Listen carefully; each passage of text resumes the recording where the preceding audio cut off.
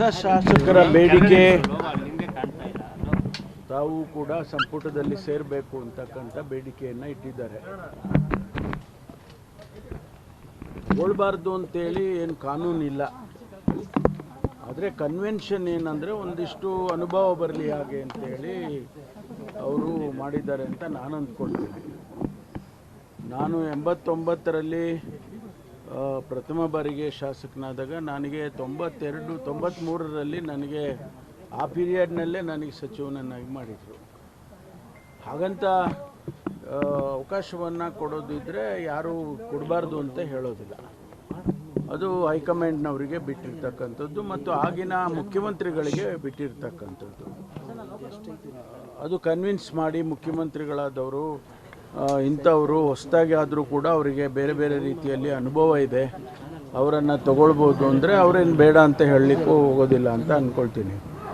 ಅದರಿಂದ ಅವರ ಬೇಡಿಕೆ ಏನು ಅವ್ರು ಕೇಳ್ಕೊಂಡಿದ್ದಾರೆ ಅದು ಸರಿಯಾಗೇ ಇದೆ. ಹೊಸದಾಗಿ ನಾವು ಶಾಸಕರಾದ ಕ್ಷಣಕ್ಕೆ ನಮ್ಗೆ ಅವಕಾಶ ಸಿಗಬಾರ್ದು ಅಂತೇನಿಲ್ಲ, ಅವ್ರಿಗೂ ಅವಕಾಶ ಸಿಗಬೇಕು, ಅದು ಸರಿಯಾಗೇ ಇದೆ ಬೇಡಿಕೆ. ಆದರೆ ಹೈಕಮಾಂಡ್ನವರು ಅದನ್ನು ಯಾವ ರೀತಿ ಕನ್ಸಿಡರ್ ಮಾಡ್ತಾರೆ ಅದು ಅವರಿಗೆ ಬಿಟ್ಟಿರೋದು. ಸರ್, 3ರಿಂದ 5 ಬಾರಿ ಗೆದ್ದಿರ್ತಕ್ಕಂಥ ಶಾಸಕರು 30ಕ್ಕೂ ಹೆಚ್ಚಿದ್ದಾರೆ. ಅವರು ಕೂಡ ಆಕಾಂಕ್ಷಿಗಳಿದ್ದಾರೆ. 2 ವರ್ಷದಿಂದ ಕೂಡ ಆಗ್ಬೇಕನ್ನೋಂಥ ಅವ್ರದ್ದು ಇಚ್ಛೆ ಆಗಿಲ್ಲ. 136 ಜನ ನಮ್ಮಲ್ಲಿ ಏನು ಪಕ್ಷದಲ್ಲಿ ಗೆದ್ದಿದ್ದಾರೆ. ಅವರಷ್ಟು ಜನ ಮಂತ್ರಿಗಳಾಗಕ್ಕೆ ಅರ್ಹರಿದ್ದಾರೆ. ಆದರೆ ಬೇರೆ ಬೇರೆ ಅಲ್ಲಿ ಇರ್ತಕ್ಕಂಥದ್ದೇ 35 ಸ್ಥಾನಗಳು. ಅದರಲ್ಲಿ ಆಯ್ಕೆ ಮಾಡಿ ಕೊಡಬೇಕಲ್ಲ. ಕೆಲವರು ಒಂದು ಸಂದರ್ಭದಲ್ಲಿ ಅನುಭವ ಇರ್ತಕ್ಕಂಥವ್ರು ಬೇಕು, ಇನ್ನೊಂದು ಕನಿಷ್ಠ ಅರ್ಧ ಆದರೂ ಕೂಡ ಹೊಸ ಮುಖಗಳು ಬೇಕು. ಈ ರೀತಿ ಎಲ್ಲ ಲೆಕ್ಕಾಚಾರ ಮಾಡ್ತಾರೆ. ಅದು ಮುಖ್ಯಮಂತ್ರಿಗಳಿಗೆ ಮತ್ತು ಹೈಕಮಾಂಡಿಗೆ ಬಿಟ್ಟಿರ್ತಕ್ಕಂಥದ್ದು.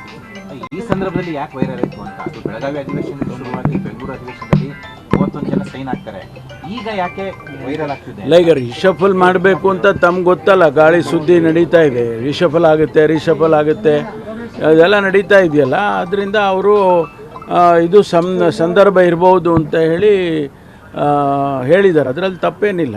ರಿಷಫಲ್ ಅಥವಾ ನಾಯಕತ್ವ ಬದಲಾವಣೆ ಅಂತ ಸರ್, ಅದೇ ನಮಗೂ ಗೊತ್ತಿಲ್ಲ ಅನ್ನುವಂಥ. ಈಗ ಏನೇ ಆದರೂ ಕೂಡ ಒಂದು ಬದಲಾವಣೆಗಳು, ಶಾಸಕರ ಬದಲಾವಣೆ ಮಾಡೋದು, ಮಂತ್ರಿಗಳ ಬದಲಾವಣೆ ಇವೆಲ್ಲ ನಡೀತಾ ಇರ್ತಾವಲ್ಲ.